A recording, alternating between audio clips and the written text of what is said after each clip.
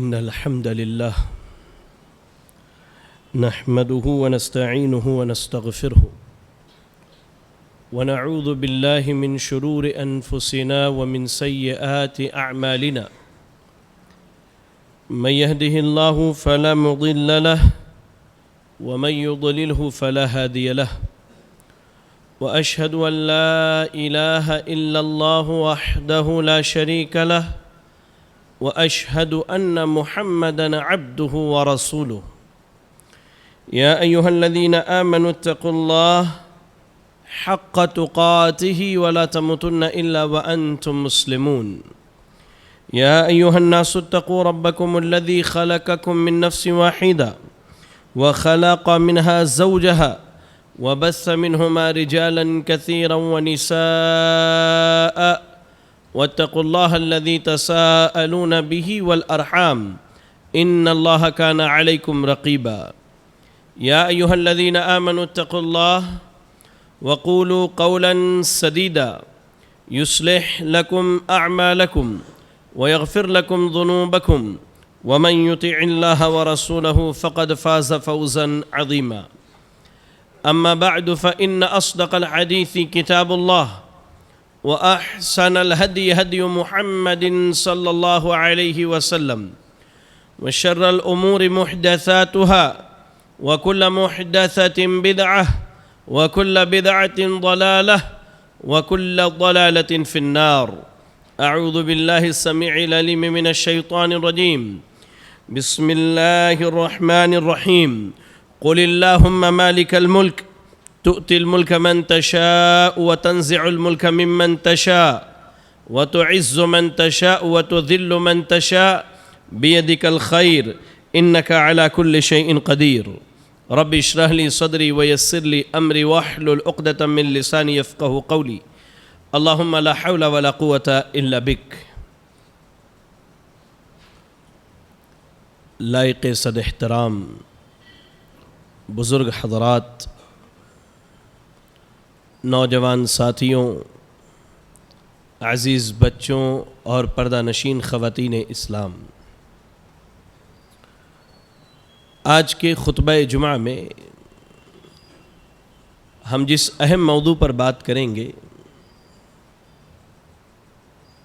اس موضوع کا تعلق اسی ماہ سے ہے جس مہینے میں، جس ماہ میں ہم اور آپ زندگی گزار رہے ہیں. اس سے پہلے کے جمعہ یعنی اس مہینے کے پہلے جمعہ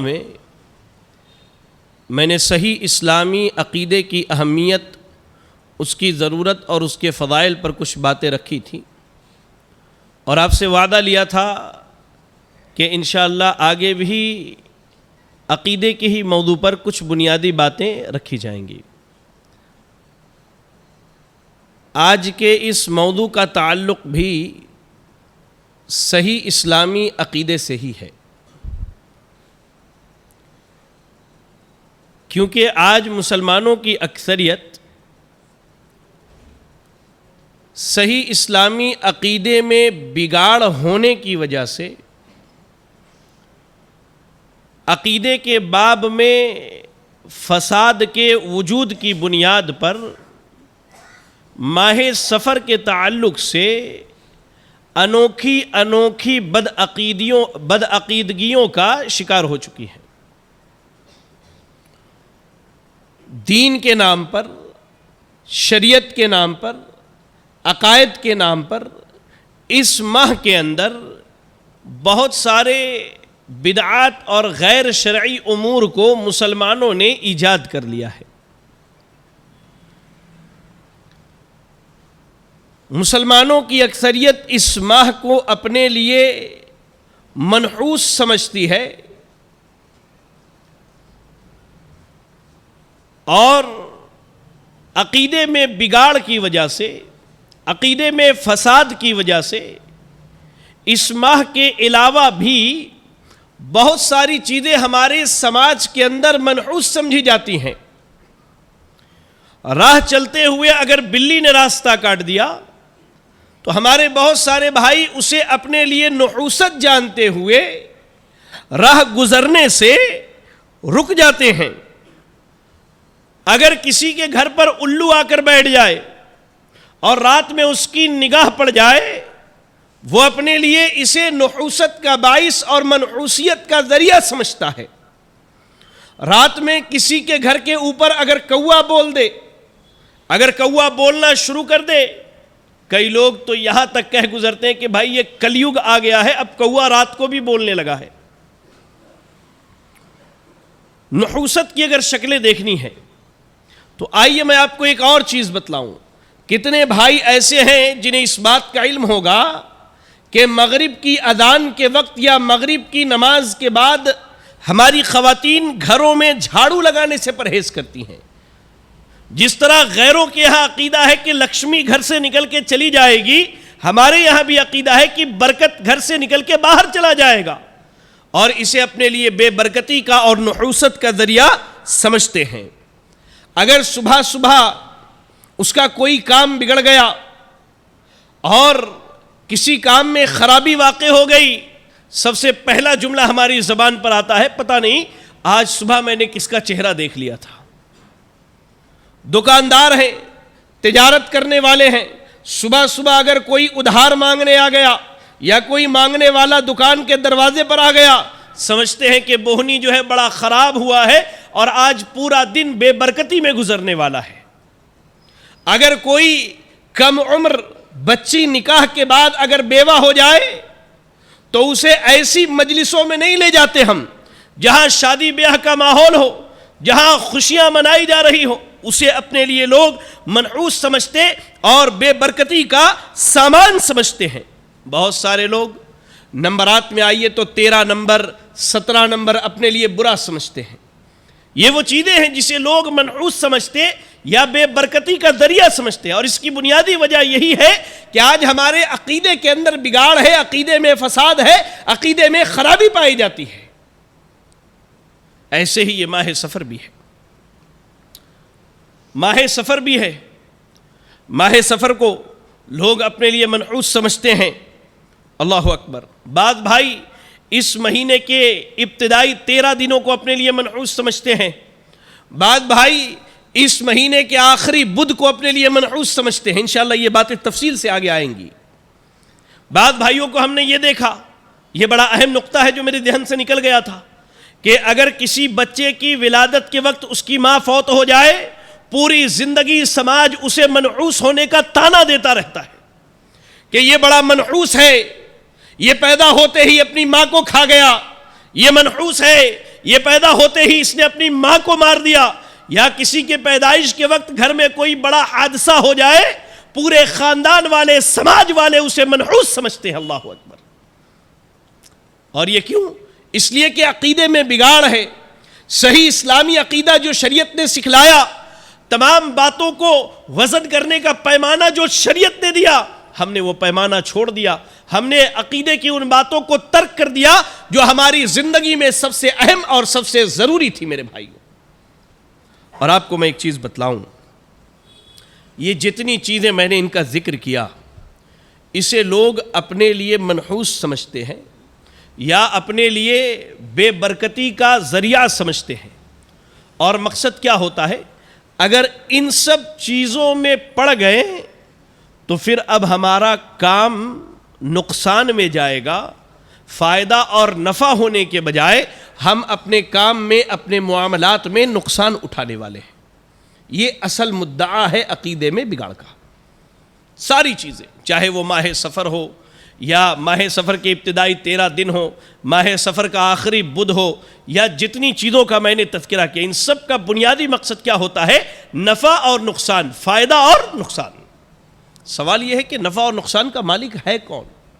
کیا یہ بلی کا راستہ کاٹ دینا، الو کا ہمارے گھر پہ آ کے بیٹھ جانا، رات میں کوے کا بولنا، مغرب کے بعد گھر میں جھاڑو لگانا، ماہ سفر کا آنا، اللہ اکبر، کیا یہ چیزیں ایسی ہیں کہ واقعی ہماری تقدیر میں اللہ نے جو نفع اور نقصان لکھا ہے اس میں اثر انداز ہے؟ آئیے پہلے اس مدعا کو سمجھ لیجئے کہ نفع اور نقصان کا مالک کون ہے۔ آپ قرآن مجید کی تلاوت کیجئے، سورہ فاطر پڑھیے، آیت نمبر 2 میں اللہ رب العالمین نے کہا ما یفتح اللہ للناس من رحمت فلا ممسک لها وما یمسک فلا مرسل له من بعده وهو العزیز الحکیم۔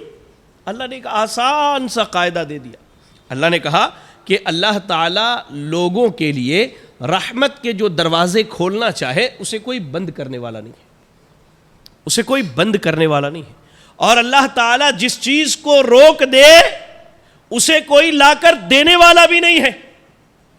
اللہ نے اصول بتا دیا، اللہ نے ضابطہ دے دیا، یہ خیر، یہ بھلائی، یہ رحمت، یہ ساری چیزیں اللہ رب العالمین کے جانب سے، اور اگر اللہ رب العالمین ہم سے اور آپ سے اس خیر کو، اس بھلائی کو روک دے، ساری دنیا مل کر کے وہ چیز نہیں لا سکتی۔ وَهُوَ الْعَزِيزُ الْحَكِيمُ، وہ اللہ غالب آنے والا اور حکمت والا ہے۔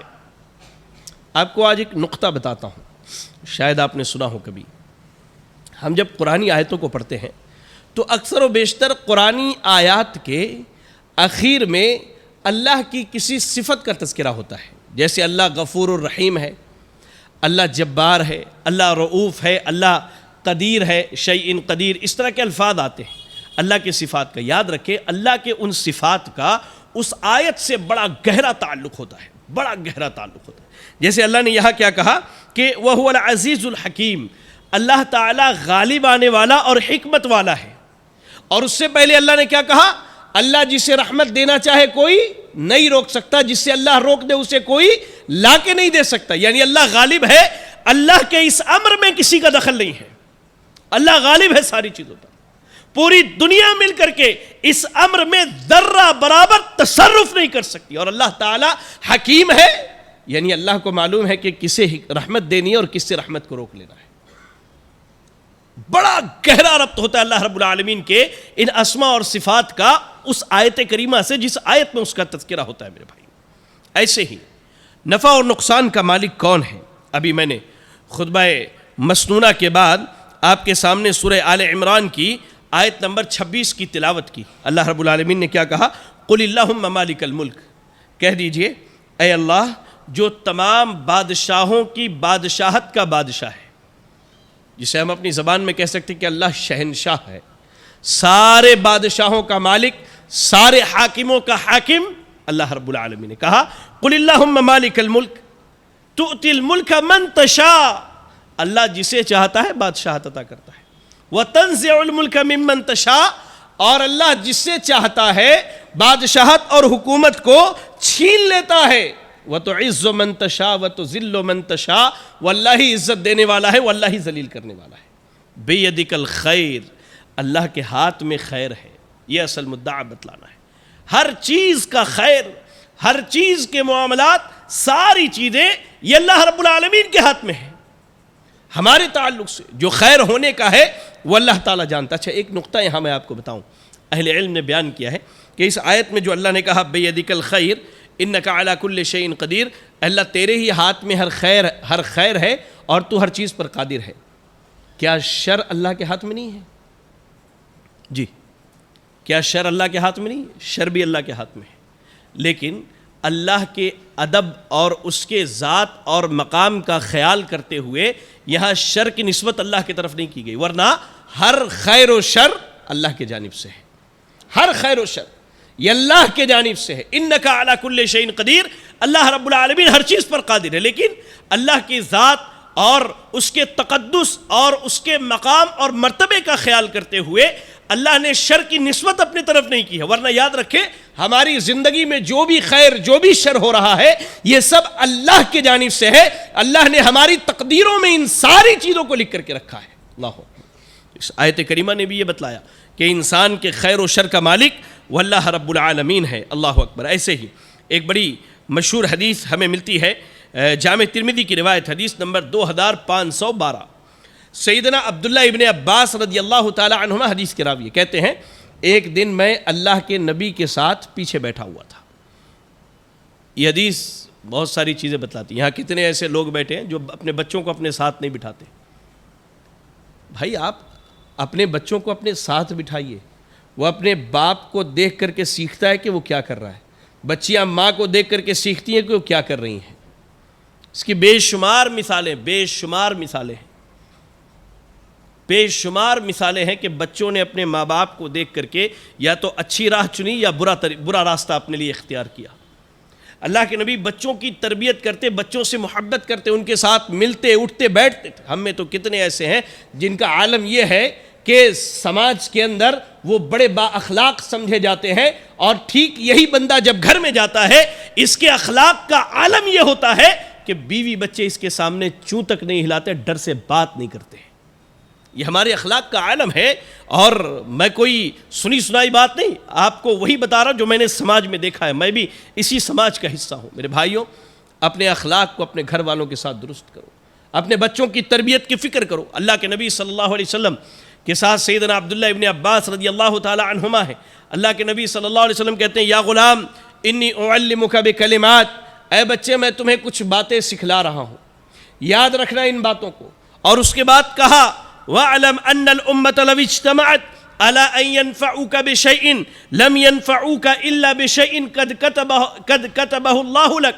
جان لو ساری دنیا مل کر اگر تمہیں فائدہ پہنچانا ہے، سارے انسان، سارے جنات، سارے فرشتے، کائنات کی ساری مخلوقات جمع ہو جائے، یہ پہاڑ، یہ درخت، یہ دریا، کائنات کے ذرے ذرے اگر جمع ہو جائے، اللہ کے نبی نے اپنی امت کے لوگوں کو تعلیم دی۔ یہ اعتقاد، یہ عقیدہ مضبوط کر لیجئے کہ کوئی ہمارے نفع نقصان کا مالک نہیں اللہ کے علاوہ۔ کہا اللہ رب العالمین، اللہ کے نبی نے کہ اے بچے جان لو ساری دنیا مل کر کے اگر تمہیں فائدہ پہنچانا چاہے تو اتنا ہی فائدہ پہنچائے گی جتنا اللہ نے تمہاری تقدیر میں لکھا ہے، اور جان لو ساری دنیا کے لوگ مل کر تمہیں نقصان پہنچانا چاہیں تو اتنا ہی نقصان پہنچائیں گے جتنا اللہ نے تمہاری تقدیر میں لکھا ہے۔ رفعت الاقلام وجفت الصحف، اللہ نے تقدیر لکھ دیا، قلم کو اٹھا لیا، اب روشنائی سوکھ گئی، اس میں تبدیلی نہیں ہونے والی ہے۔ اللہ، وہ تقدیر کا مسئلہ ایک الگ چیز ہے، لیکن اللہ کے نبی نے کہا کہ اللہ نے جو تقدیریں لکھ دی ہیں اس میں تبدیلی نہیں ہونے والی ہے۔ اور آپ کو معلوم ہونا چاہیے کہ انسان جب ماں کے پیٹ میں 120 دن کا ہوتا ہے، جیسا کہ سیدنا عبداللہ ابن مسعود رضی اللہ تعالیٰ عنہ حدیث کے راوی ہے، صحیح حدیث کے الفاظ ہیں، تو اللہ تعالیٰ فرشتے کو بھیجتا ہے اور 4 باتوں کا حکم دیتا ہے کہ بندے کی عمر کتنی ہوگی، یہ کیا کمائے گا، اس کی موت کب ہوگی، یہ اچھا ہوگا کہ برا ہوگا۔ یہ 4 باتیں جب ہم اپنی ماں کے پیٹ میں 120 دن کے ہوتے تبھی لکھ دیا جاتا ہے، اور اس دن روح پھونک دیا جاتا ہے۔ اسی دن اللہ نے لکھ دیا کہ تمہارے نفع نقصان کا مالک کوئی نہیں، یہ انسان ظالم ہے، یہ انسان نے ظلم کیا کہ دنیا میں آنے کے بعد اللہ کے علاوہ غیروں کو اپنے نفع اور نقصان کا مالک مقرر کر لیا، غیروں کے آگے سر جھکانا شروع کر دیا، غیروں سے اپنے لیے خیر طلب کرنا شروع کیا، غیروں سے بچنے کے لیے ان کے نام پر جانور ذبح کرنے شروع کیے، نذر و نیاز کرنا شروع کیا، اور ان کے لیے اور ان کو راضی کرنے کے لیے، ان کو خوش کرنے کے لیے ان کے نام پر لوگوں کو کھانا کھلانا شروع کیا۔ اللہ اکبر۔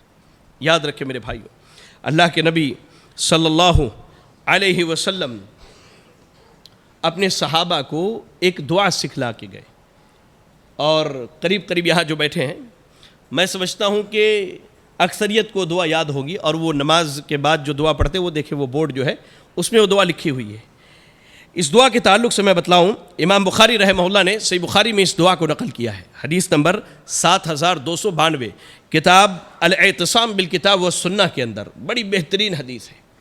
کہتے ہیں کہ سیدنا معاویہ ابن ابی سفیان رضی اللہ تعالی عنہما نے مغیرہ ابن شعبہ رضی اللہ تعالی عنہ کے پاس ایک خط لکھا اور کہا، اکتب الی ما سمعت من رسول اللہ صلی اللہ علیہ وسلم، تم نے جو اللہ کے نبی سے سنا ہے وہ لکھ کر کے میرے پاس بھیجو، وہ حدیثیں جو تم نے نبی سے سنی ہیں وہ لکھ کر کے میرے پاس بھیجو۔ اللہ اکبر۔ دیکھیں ذرا اس نقطے پر میں آپ کو روکوں، ایک الگ بحث ہے لیکن اشارہ کر کے چلوں۔ پہلی چیز کہ جو لوگ سیدنا معاویہ پر تہمت لگاتے ہیں کہ انہیں اللہ کے نبی اور حدیثوں سے محبت نہیں تھی، ان کے منہ پر یہ حدیث تماچا ہے، لکھ کر کے بھیجتے ہیں کہ مجھے لکھ کے بتاؤ کہ اللہ کے نبی نے تمہیں کیا کیا سکھلایا ہے۔ اللہ اکبر۔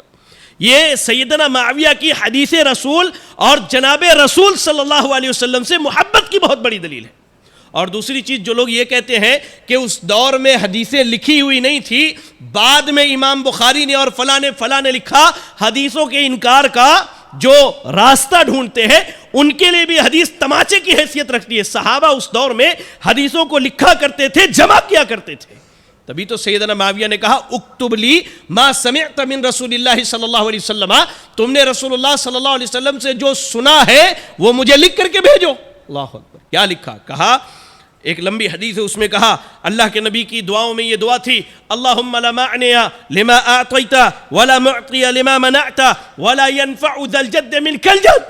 ہم روزانہ پڑھتے نمازوں کے بعد، لیکن عقیدہ کہاں ہے وہ جو اس دعا سے حاصل ہونا چاہیے؟ دعا یہ بتلاتی ہے اللہم لا معنی لما اعطیت، اللہ تو جسے دینا چاہے اسے کوئی روکنے والا نہیں ہے، ولا معطی لما منعت، اللہ تو جسے روک دے اسے کوئی دینے والا نہیں ہے۔ یہ دعا یہ سکھلاتی ہے، یہ دعا بتلاتی ہے میرے بھائی، جس دعا کو ہم روزانہ پڑھتے ہیں کہ انسان کے نفع اور نقصان کا مالک اکیلا اللہ رب العالمین ہے، اللہ کے ذات کے علاوہ کوئی نہیں۔ حتیٰ کہ قرآن مجید میں اللہ نے نبی صلی اللہ علیہ وسلم کے تعلق سے بیان کیا۔ اگر آپ سورۃ الاعراف کی تلاوت کریں تو آیت نمبر 188 میں اللہ نے کہا قُلْ لَا أَمْلِكُ لِنَفْسِي نَفْعًا وَلَا ضَرًّا إِلَّا مَا شَاءَ اللَّهُ وَلَوْ كُنْتُ أَعْلَمُ الْغَيْبَ لَاسْتَكْثَرْتُ مِنَ الْخَيْرِ وَمَا مَسَّنِيَ السُّوءُ إِنْ أَنَا إِلَّا نَذِيرٌ وَبَشِيرٌ لِقَوْمٍ يُؤْمِنُونَ۔ اللہ نے کہا ہے نبی کہہ دیجئے میں نفع اور نقصان کا مالک نہیں ہوں۔ کس کا؟ اپنے نفس کا۔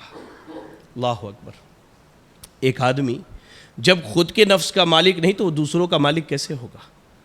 صحیح حدیث کے الفاظ ہے، آپ نے اپنے خاندان والوں کو بلایا، ایک ایک بندے اور بندی کا نام لیا، حتیٰ کہ اپنی بیٹی سیدہ فاطمہ سے کہتے ہیں یا فاطمہ تو بنت محمد، اے فاطمہ محمد رسول اللہ صلی اللہ علیہ وسلم کی بیٹی، سلینی من مالی مما شئت فإنی لا اغنی عنک من اللہ شیئا، اے میری بیٹی تمہیں جو چاہیے مانگ لو، میری مال، میری دولت، میری جائیداد جو ہونا ہے لے لو، فإنی لا اغنی عنک من اللہ شیئا، قیامت کے دن میں اللہ کے ہاں تمہارے نفع اور نقصان کا مالک نہیں ہوں۔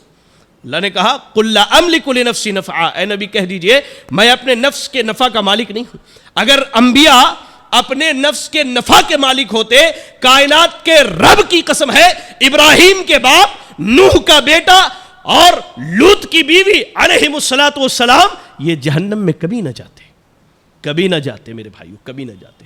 اور نہ ہی نبی صلی اللہ علیہ وسلم کے چچا ابو طالب کے بارے میں نبی یہ کہتے کہ جہنم کا سب سے ہلکا عذاب میرے چچا کو ہوگا، آگ کے جوتے پہنائے جائیں گے اور دماغ کھولتا رہے گا۔ کہا قُلْ لَا أَمْلِكُ لِنَفْسِي نَفْعًا وَلَا ضَرًّا، کہہ دیجئے میں اپنے نفس کے نفع اور نقصان کا مالک نہیں، إِلَّا مَا شَاءَ اللَّهُ، ہاں جتنا اللہ چاہے۔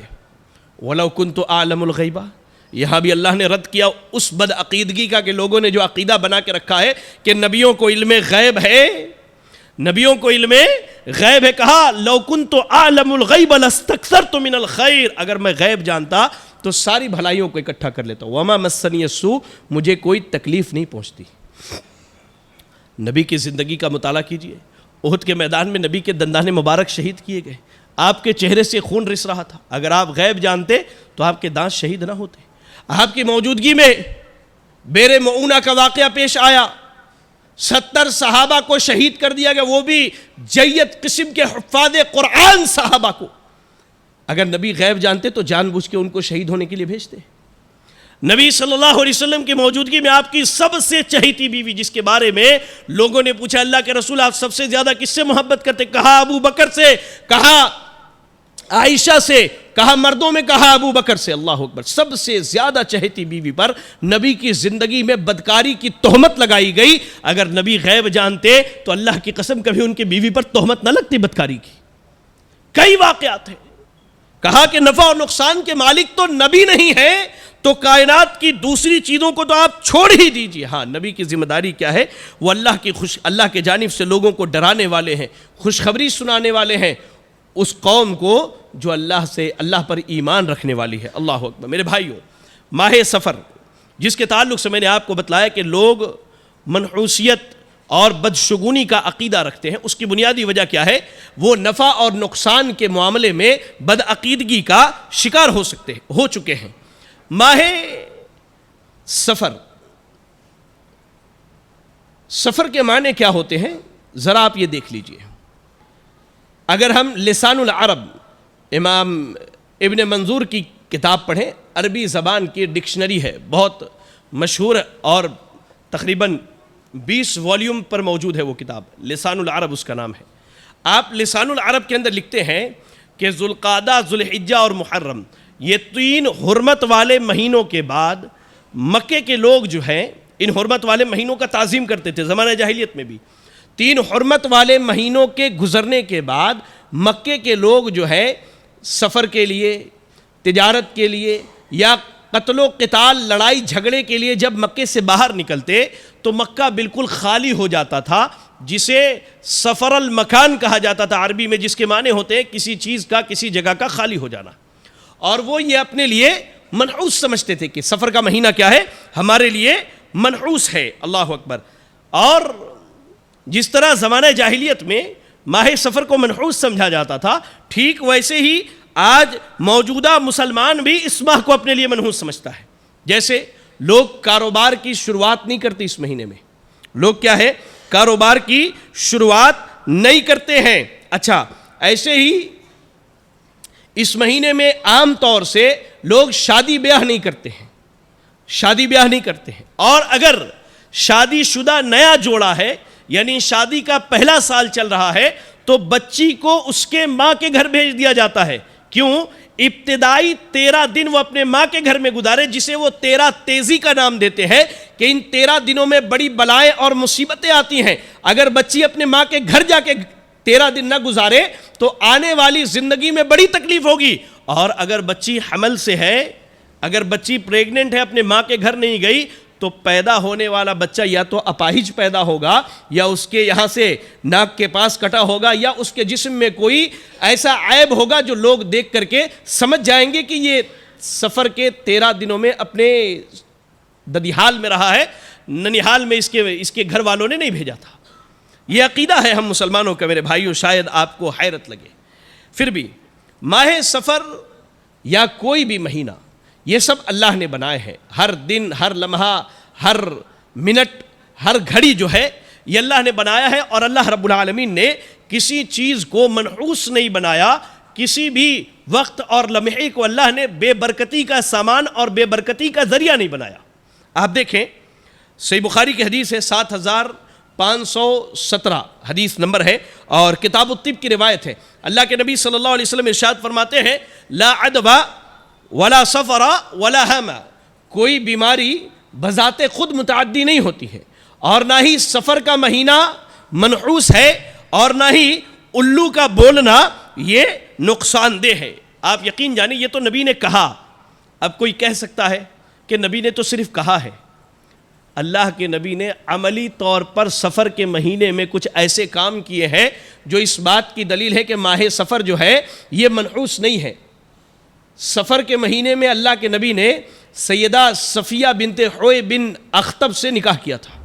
سیدہ صفیہ سے سن 7 ہجری میں ماہ سفر میں اللہ کے نبی نے نکاح کیا ہے۔ میں تو عموماً نوجوانوں کو کہتا ہوں 2-3 چیزیں، بھائی نکاح کرو تو ماہ سفر میں کرو، اور ماہ محرم میں نکاح کرو۔ بعض لوگوں کا عقیدہ ہے کہ نکاح کے موقع پہ کالا رنگ کا کپڑا نہیں لے کر کے جاتے، کالا پہن کر کے جاؤ۔ میں کہتا ہوں آپ کالے رنگ کا کپڑا پہن کر کے جاؤ، تاکہ لوگوں کو معلوم ہو کہ یہ چیزیں منحوس نہیں ہے، یہ ہماری تقدیر میں نفع اور نقصان کا ذریعہ نہیں ہے میرے بھائیو۔ اللہ اکبر۔ اللہ کے نبی صلی اللہ علیہ وسلم نے ماہ سفر میں سن 7 ہجری میں سیدہ صفیہ سے نکاح کیا اللہ کے نبی نے۔ اور آپ کو معلوم ہونا چاہیے، اگر ماہ سفر منحوس ہوتا تو اسلام کا اتنا بڑا واقعہ کبھی پیش نہ آتا، اور اللہ کی اتنی بڑی نعمت کبھی نہیں ملتی کہ ماہ سفر سن 7 ہجری میں خیبر کا قلعہ اللہ نے مسلمانوں کے حوالے کیا تھا۔ یہ اسلامی تاریخ ہے، یہ دلائل ہیں اس بات کے کہ ماہ سفر کیا ہے، منحوس نہیں ہے۔ ماہ سفر کی ابتدائی 13 دنوں کے بارے میں جو عقیدہ ہے کہ یہ 13 تیزی ہیں، ان 13 دنوں میں بڑی بلائیں مصیبتیں نازل ہوتی ہیں، یہ ساری چیزیں کیا ہے، یہ ہماری بدعقیدگی ہے، اور یہ ہمارے باطل عقیدے کا ثمرہ ہے۔ ماہ سفر کا آخری بدھ، یہاں بھی مسلمان 2 طبقے میں بٹے ہوئے ہیں۔ ایک طبقہ تو وہ ہے جو آخری بدھ کے دن کیا کرتا ہے، بڑی خوشیاں مناتا ہے، تہوار کی طرح خوشی مناتے، نیا کپڑا پہننا، باہر تفریح کے لیے جانا، اچھے اچھے کھانے پکانا۔ ان کا عقیدہ کیا ہے، اللہ کے نبی جو ہے ماہ سفر کے آخری بدھ کو بیماری سے شفا یاب ہوئے تھے، اس لیے ہم بھی خوشیاں مناتے، جبکہ ان کو معلوم ہونا چاہیے کہ اللہ کے نبی کی بیماری کی تیزی ماہ سفر کے آخری بدھ سے ہی ہوئی تھی۔ آپ تاریخ کی کتابیں اٹھا کر کے دیکھیں۔ اچھا، ایک طبقہ تو خوشی منانے والا ہے، دوسرا طبقہ ہم مسلمانوں کا کیا ہے جو بڑا ڈرتا ہے، وہ کہتے ہیں نہیں بھائی اس میں بلائیں نازل ہوتی ہے۔ اب ان لوگوں نے اپنے اطمینان قلب کے لیے، دل کو سکون پہنچانے کے لیے ایک نماز ایجاد کر لی۔ نماز کیا کرتے، جیسے ہم ظہر عصر یا عشاء 4 رکعت ایک سلام سے پڑھتے ہیں، ویسے ہی 4 رکعت نماز پڑھی جاتی ہے۔ ہر رکعت میں سورۃ الفاتحہ کے بعد 70 مرتبہ سورہ کوثر، 50 مرتبہ جو ہے سورہ اخلاص یعنی قل هو اللہ احد، اور 1 مرتبہ قل اعوذ برب الفلق اور قل اعوذ برب الناس، ہر رکعت میں سورۃ الفاتحہ کے بعد۔ اس کے بعد نماز ختم ہوتے ہی قرآن کی ایک آیت پڑھتے ہیں، واللہ غالب علی امرہ ولکن اکثر الناس لا یعلمون، اور اس کے بعد جوہرۃ الکمال نامی ایک بناوٹی میڈ ان انڈیا اور میڈ ان پاکستان درود ہے، وہ درود پڑھ کر کے اپنے آپ کو مطمئن کر لیتے کہ ہم ساری بلاؤں سے بچ گئے۔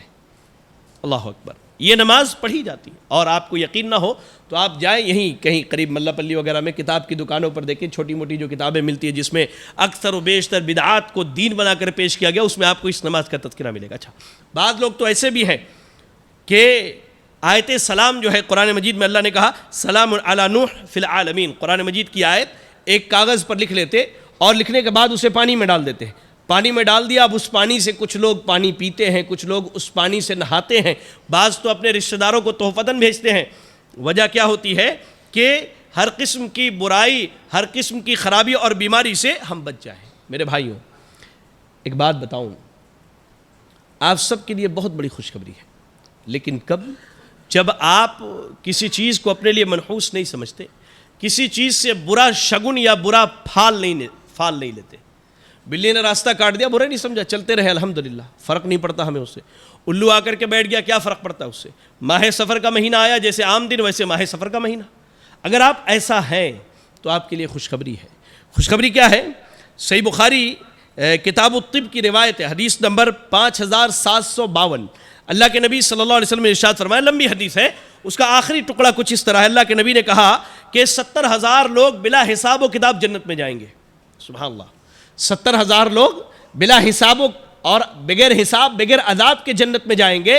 کہا اللہ کے نبی نے ہم الذین لا یتطیرون، یہ وہ لوگ ہیں جو بدشگونی نہیں لیتے، کسی چیز کو اپنے لیے منحوس نہیں سمجھتے ہیں۔ ولا یسترقون، غیر شرعی جھاڑ پھونک نہیں کرتے۔ ولا یکتؤون، اور داغ کر کے آگ سے جلا کر کے علاج نہیں کرتے۔ اگر آپ بدشگونی نہیں لیتے، کسی چیز کو منحوس نہیں سمجھتے، چاہے ماہ سفر ہو، اس کے 13 دن ہو، آخری بدھ ہو، یا کوئی بھی چیز اگر آپ منحوس نہیں سمجھتے ہیں، آپ کے لیے خوشخبری ہے انشاءاللہ کہ آپ بلا حساب اور عذاب کے جنت میں جائیں گے۔ اس خوشخبری پر ایک اور چیز جوڑ لیجئے، مسند امام احمد کی روایت ہے، حدیث صحیح سند سے آئی ہے۔ عموماً ہم یہ سنتے ہیں کہ 70,000 لوگ بغیر حساب اور عذاب کے جنت میں جائیں گے۔ مسند امام احمد کی روایت ہے کہ 70,000 میں سے ہر آدمی کے ساتھ 70,000 لوگ جنت میں جائیں گے۔ مسند امام احمد کی روایت ہے، صحیح سند سے آئی کہ 70,000 میں سے ہر آدمی کے ساتھ 70,000 لوگ ہوں گے، وہ لوگ جو بدفالی نہیں لیتے، برا فال نہیں لیتے، برا شگن نہیں لیتے، کسی چیز کو منحوس نہیں سمجھتے، اور نہ ہی غیر شرعی دم اور جھاڑ پھونک کرتے ہیں، اور نہ ہی یہ لوگ کیا ہے داغ کر کے جلا کر کے علاج کرتے ہیں۔ 70,000 تو جائیں گے، لیکن 70,000 میں سے ہر آدمی کے ساتھ 70,000 جائیں گے۔ مسند امام احمد کی وہ روایت صحیح سند سے آئی ہے۔ چلیں ایک آخری بات بتا دوں، اگر بلی نے راستہ کاٹ دیا یا کوئی پریشانی آ گئی، اب دل میں خیال پیدا ہو گیا بدشگونی کا، اور آپ کو معلوم ہونا چاہیے یہ بدشگونی، بدفالی لینا یہ شرک اصغر ہے، اور یہی چیز اگر بڑھتی رہی تو انسان شرک اکبر تک پہنچتا ہے، جو اس کے ہمیشہ ہمیشہ جہنم جانے کے لیے کافی ہے۔ اب اگر دل میں کسی چیز نے بدشگونی کا خیال پیدا کر دیا تو ایک دعا ہے، یاد کر لیجیے۔ اللہ کے نبی نے کہا کہ کسی آدمی کو اگر بدشگونی یا بدفالی اس کے کام سے روک دے تو اس کے کفارے کے طور پر یہ دعا پڑھ لے۔ دعا کیا ہے؟ کہا اللہم لا طیر الا طیرک ولا خیر الا خیرک ولا الہ غیرک۔ یہ دعا پڑھ لیجیے، اللہم لا طیر الا طیرک ولا خیر الا خیرک ولا الہ غیرک۔ یہ دعا پڑھ لیجئے، انشاءاللہ بدشگونی اور بدفالی جو ہے یہ ختم ہو جائے گی آپ کی، اور عقیدے میں جو بگاڑ آیا اس وقت اس لمحے انشاءاللہ وہ بگاڑ بھی اللہ تعالیٰ ختم کر دے گا۔ اور ایک آخری بات، جیسا کہ ہماری عادت ہے کہ ہمیں کوئی بھی چیز ملی ہم بلا تحقیق کیا کرتے، کسی کو بھی پہنچا دیتے کوئی بھی چیز. اور آج تو سوشل میڈیا ہے، واٹس ایپ ہے، فیس بک ہے اور ٹویٹر ہے اور آپ ٹیلی گرام وغیرہ بہت ساری چیزیں ہم استعمال کرتے ہیں. کوئی بھی چیز جو ہمارے دل کو اچھی لگ گئی، اب ہم یہ نہیں دیکھتے کہ اوپر جس کا نام لکھا ہوا ہے اور نیچے جو حوالہ دیا گیا وہ صحیح ہے کہ نہیں ہے. آپ کو ایک مثال دیتا ہوں. ایک صاحب سے ایک دن بات ہوئی تو انہوں نے مجھے کہا کہ بھائی سینے پہ آپ لوگ جو ہاتھ باندھتے، ان کو نہیں معلوم تھا کہ عمران احمد سلفی میں ہی ہوں. ایسی بات میں انہوں نے مجھ سے کہہ دیا کہ آپ لوگ جو سینے پر ہاتھ باندھتے ہیں نا، یہ اس دور میں لوگ بت لے کر کے نماز پڑھتے تھے، اسی لیے سینے پر ہاتھ باندھتے اور رفع الیدین کرتے تھے تاکہ وہ بت گر جائے. میں نے کہا اچھا ایسی بات ہے، آپ نے کہاں پڑھا یہ؟ کہا صحیح بخاری میں پڑھا ہے. اللہ کی قسم میں حیران رہ گیا کہ صحیح بخاری میں نے بھی پڑھی ہے اور میں نے آج تک یہ حدیث نہیں دیکھی. پوچھا میں نے اسے صحیح بخاری میں کہاں ہے؟ کہا نہیں میں نے پڑھا ہے. میں کہا یار ہے کہاں یہ تو مجھے بتلا دو تاکہ یہ رفع الیدین کرنا اور سینے پہ ہاتھ باندھنا ہم بھی چھوڑ دیں. میں نے کہا یار یہ جو تم نے بات کہی بت لے کے نماز پڑھنا، ایک تو نماز مدینے میں فرض ہوئی ہے، لوگوں نے نماز مدینے میں پڑھنی شروع کی، تو سوال ہی نہیں پیدا ہوتا کہ صحابہ مدینے میں بت لے کر کے نماز پڑھ. اور تم الزام بھی ان پہ لگا رہے ہو جن کے ایمان کی گواہی اللہ نے دی ہے. یا رب، یہ الزام بھی اس پر جن کے ایمان کی گواہی اللہ نے دی کہ صحابہ مومن ہیں، صحابہ ایمان والے ہیں، صحابہ جنتی ہیں، اللہ نے ان کے گناہوں کو معاف کر دیا. ان کے اوپر یہ تہمت لگا رہے ہو کہ یہ بت لے کے نماز پڑھتے تھے. یہ ہماری عادت ہے، کوئی بھی چیز مل گئی تحقیق نہیں کرتے، بلا تحقیق لوگوں تک پہنچا دیتے ہیں. سفر کے مہینے کے بارے میں 3 حدیثیں بڑی عام ہیں جو لوگوں میں بہت مشہور ہیں. ایک روایت کیا بیان کی جاتی ہے کہ نعوذ باللہ یہ جھوٹی بات ہے، میں یہ بھی نہیں کہہ سکتا کہ اللہ کے نبی نے. روایت یہ بیان کی جاتی ہے من بشرنی بخروج سفر بشرتہ بالجنہ، کہ جو آدمی سفر کے مہینے کے ختم ہونے کی خوشخبری سنائے میں اسے جنت کی خوشخبری سناؤں گا. جیسے سفر کا مہینہ ختم ہوتا ہے، ہمارے بھائی جو سوشل میڈیا سے جڑے ہیں بلا تحقیق اس چیز کو پھیلانا شروع کریں، چلو بھائی ہم نے اس کو سنا دیا اب تو ہمیں جنت کی خوشخبری ملے. آپ کو معلوم ہونا چاہیے یہ روایت کیا ہے، موضوع درجے کی روایت ہے. امام عجلونی رحمہ اللہ نے کشف الخفا اپنی مشہور کتاب میں ذکر کیا ہے کہ یہ روایت کیا ہے، موضوع ہے، نبی پر جھوٹ گڑی گئی ہے یہ. اور ایسے ہی امام شوکانی رحمہ اللہ نے الفوائد المجموعہ فی الاحادیث الموضوعہ کے اندر اس روایت کو نقل کر کے بتلایا کہ یہ کیا ہے، من گھڑت ہے، جھوٹی بات ہے، نبی کی طرف جھوٹ گڑی گئی ہے. ایسے ہی بعض لوگ یہ روایت بیان کرتے ہیں آخری بدھ کے تعلق سے کہ آخر الاربعاء فی الشہر نہر مستمر، کہ ماہ سفر کے آخری بدھ میں منحوسیت برقرار رہتی ہے. یہ اس روایت کو ذکر کرنے کے بعد امام ابن الجوزی رحمہ اللہ نے اپنی موضوعات نامی کتاب میں لکھا کہ یہ حدیث کیا ہے، یہ جھوٹی ہے، نبی پر جھوٹ گڑی گئی ہے، ایسی کوئی بات نہیں. اور ایک چیز یہ بیان کی جاتی ہے، بڑے بڑے ہم نے علماء کی زبانی سنا کہ جب سفر کا مہینہ ہوگا تو سفر میں بہت زیادہ موتیں ہوں گی، پھر ربیع کے مہینے میں قبائل آپس میں لڑیں گے، پھر عجیب عجیب واقعات پیش آئیں گے، پھر جمادی الاولیٰ اور جمادی الآخرہ اور رجب کے درمیان عجیب و غریب واقعات پیش آئیں گے. ایسی حدیثیں بھی بیان کی جاتی ہیں نبی کی طرف گڑھ کر کے. آپ کو یقین رکھے کہ یہ حدیث جو ابھی میں نے آپ کو سنائی، امام ابن قیم نے المنار المنیف کے اندر ذکر کیا اور کہا کہ یہ موضوع روایت ہے، اور علامہ البانی رحمہ اللہ نے السلسلۃ الضعیفہ کے اندر اس کو بیان کرنے کے بعد کہا کہ یہ نبی پر جھوٹ گڑی گئی ہے. تو میرے بھائی کوئی بھی چیز، کوئی بھی خبر ملے، آج سہولت ہے، علماء ہے آپ کے پاس، ان کا نمبر ہے، آپ فون کیجئے یا میسج کر کے پوچھ لیجئے کہ مجھے یہ چیز ملی ہے، صحیح ہے کہ نہیں. آپ کو معلوم ہونا چاہیے سوشل میڈیا پر جہاں ہم بہت ساری غیر اوتھینٹک باتوں کو جو اوتھینٹک نہیں ہے ان کو پھیلاتے ہیں، ان میں سب سے زیادہ ظلم اگر کسی پر ہوا ہے تو سیدنا علی رضی اللہ تعالیٰ عنہ پر ہوا ہے. جس کو جو ملا طبیعت کو اچھی لگی اوپر لکھ دیتا کہ حضرت علی نے فرمایا، مولانا فلاں نے فرمایا، فلاں امام نے فرمایا، فلاں نہیں. میرے بھائی ان سب چیزوں کی تحقیق کیجئے، بلا تحقیق ان باتوں کو لوگوں میں نہ پہنچے. دعا کیجئے اللہ سے کہ اللہ رب العالمین ہمیں اور آپ کو صحیح اسلامی عقیدے کو سیکھنے کی توفیق عطا فرمائے. اللہ تعالی ہماری عقیدے کی برائی اور خرابی کو دور فرما دے. اللہ ہم سب کے عقائد کی اصلاح فرما دے. اللہ ہم سب کے عقائد کی اصلاح فرما دے. اللہ تعالی ہم سب کو کتاب و سنت کے مطابق زندگی گزارنے کی توفیق عطا فرمائے. الہ العالمین ہم میں جو پریشان حال ہیں اللہ تو ان کی پریشانیوں کو دور فرما دے. اللہ ہم میں جو بیمار ہیں اللہ تو انہیں شفاء کامل عاجلہ عطا فرما دے. اللہ ہم میں جو مقروض ہیں اللہ تو انہیں قرض کی ادائیگی کی توفیق عطا فرما.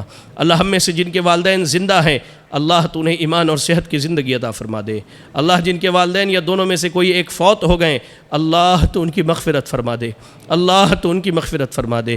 اللہ تو ہمارے نوجوانوں کی اصلاح کر دے، اللہ تو ہمارے بزرگوں کی اصلاح کر دے، اللہ تو ہمارے بچوں کی اصلاح فرما دے، اللہ تو ہماری خواتین کی اصلاح فرما دے۔ اللہ تو جب تک دنیا میں زندہ رکھ، دین اسلام پر زندہ رکھ، اور خاتمہ ہو تو ایمان و اسلام کی حالت میں ہو۔ آمین۔ وآخر دعوانا ان الحمد للہ رب العالمین۔